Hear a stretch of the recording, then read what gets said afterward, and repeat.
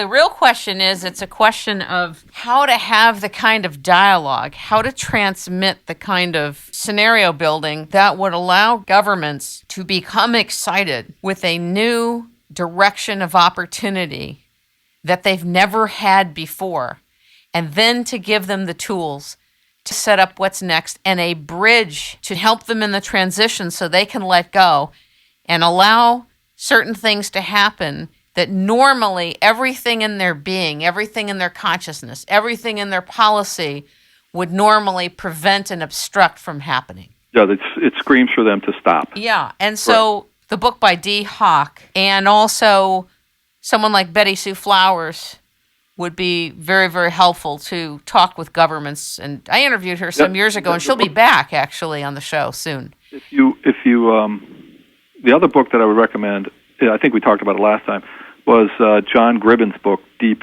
Simplicity. Well, that sounds like a great book. I haven't read it yet, but I look forward to it. John Gribben's an astrophysicist. And by the way, the concept that I got back when we were talking about the ice ages and how do they get caused, he wrote another book called Ice Age, which is now out of print, but you can find it. It talks about that. It's 100-page long. It's just so lucid and clear as why mankind can't change this problem. Anyway, the other book, Deep Simplicity, talks about all of its ramifications, not only in astrophysics, but right down to the basic genetic structure, why this is an important concept to understand.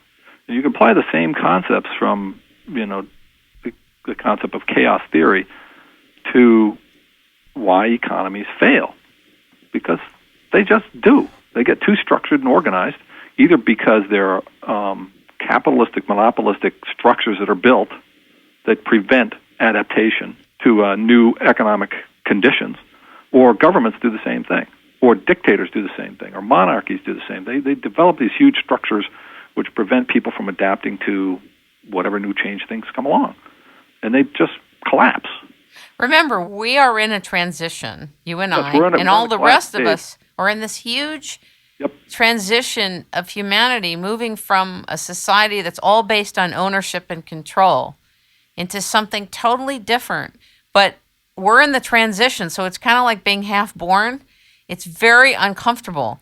And so there's in my view, a great rush to seize the last bit of control that people can get. And I think that the people that truly need the help, it's not just the ordinary person. It's truly the leaders of antiquated older models that were based on command and control, military models, and military paradigms that are being used and executed, and I mean the word executed, in government, and it is a cultural thing, and it affects all the processes, the procedures, the protocols, how, quote, consensus is actually built.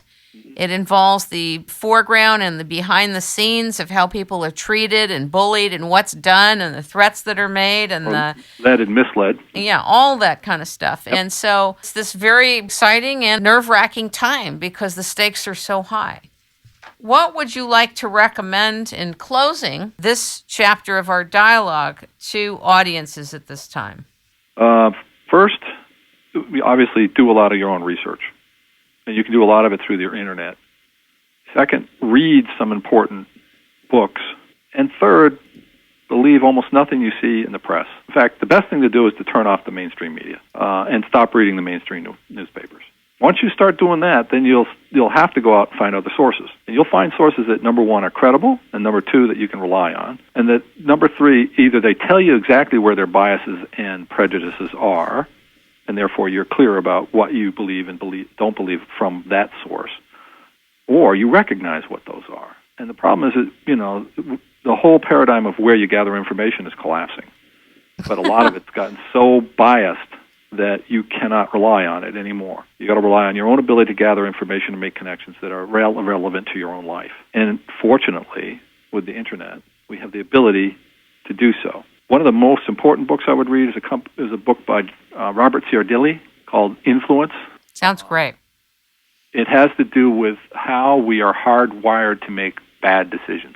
And another book I would recommend, and actually in there's The Psychology of Misjudgment. It's a book by Charlie Munger, who was the Hathaway. The book's called Poor Charlie's Almanac. Sounds fun.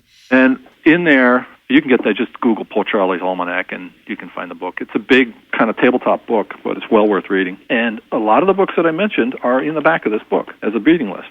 I was at the annual meeting for Berkshire Hathaway a few years ago, and I asked him, you put all this stuff together. Have you developed a college-level course for shareholders of Berkshire Hathaway that would help us understand not only why and how you run this company, but also to pass that knowledge on to our heirs, which is really our most important legacy? And he said, I did that. Go buy my book, Poor Charlie's Almanac, down in the corner of the Omaha Center. Yep, I did. I bought 3 copies. I gave them to all my brothers and sisters. And they were that book, Deep Simplicity's in there, Ice Age is in there, books by John Fenneman are in there. There's all sorts of great stuff in here. Use your own mind is the point. Ladies and gentlemen, we've been speaking with Lawrence Dwight Jr., founder and president of the Dwight Investment Counsel. He can be reached at buffettstyle.net, buffettstyle.net. There'll be a link on the site. I'd really want to thank you for being on the show and sharing with us about how we need to rethink wind power, sharing about deficit financing and the concept of aggregate demand and what we need to know, and sharing about the state of Maine and making distinctions about connections and corrupted activity that is blocking the flow of actually being energy independent and stimulating jobs in a real economy. Thank you so much for being on the show. If anyone likes to, you can go to my website, get my phone number if they have any questions. He can be reached at 207-645-9415. Thank you very much. Thank you again.